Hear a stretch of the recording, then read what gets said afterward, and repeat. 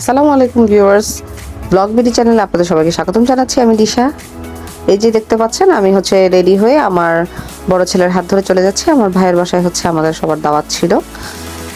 আমার মেঝো ছেলে আগেই চলে গিয়েছিল ওই বাসায়, আর ছোট ছেলে তার বাবার কোলে। আমাদের বাসা থেকে যেহেতু ভাইয়ের বাসা বেশি দূরে না, তাই আমরা হেঁটে চলে যাচ্ছিলাম। এই যে দেখতে পাচ্ছেন আমার হাজব্যান্ডকে, তার কোলে তার ছোট ছেলে। ভাইয়ের বাসায় চলে আসছি। আমার ছেলে দেখেন কতটা উদ্বিগ্ন, মানে মামার বাসায় যাওয়ার জন্য। তারা আসলে খুব এক্সাইটেড থাকে মামার বাসায় যাওয়ার কথা শুনলেই। আর আমার হাজব্যান্ডের এটাই ফার্স্ট টাইম ভিজিট তার সম্বন্ধের বাসায়। আর দেখতে পেয়েছেন দরজায় আমার দুলাভাই ছিল, এটা আমার বড় বোন। আর কোলে আমাদের ছোট ভাস্তে আহনাফ। সে কিছুই খেতে চায় না, তার উপরে জ্বর, বুঝতেই পারছেন। আর এই যে আমার ছোট বোন শাকিলা, আমার বোন একটু অসুস্থ।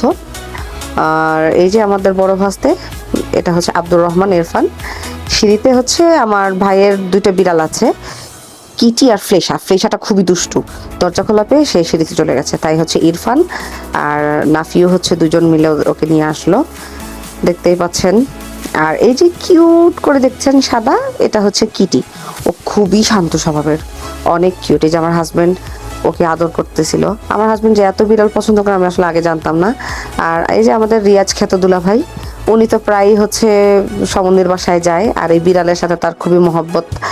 আর এই যে কোলে নিয়ে বসেছিল, আমি তার বিড়ালের লেজ দিয়ে কান চুলকে দিচ্ছি, আর বলছি বাঘের লেজ দিয়ে না হোক বিড়ালের লেজ দিয়ে কান চুলকে নাও। আর আমাকে জিজ্ঞেস, তুমি কি চুলকাবে নাকি? আমি বললাম না, দরকার নাই। এই যে সবাই নাস্তা করছিলাম, মজা করছিলাম। আমাদের মেয়ে কিন্তু আসলে ক্যামেরার সামনে আসে না, এই জন্য বলতেছি দাও তোমাকে ঢেকে দেই মুখ। সবাই আড্ডা দিচ্ছিলাম, মজা করছিলাম। ভাবি পর্দা করে, তো তাই ফুটেজের কোথাও আপনারা ভাবিকে দেখতে পাবেন না।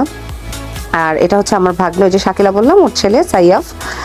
আর এই যে ফ্লেশা, সে শুধু দুষ্টুমি করতেই থাকে, স্থির থাকতে পারে না, তার দুষ্টুমি করতেই হবে।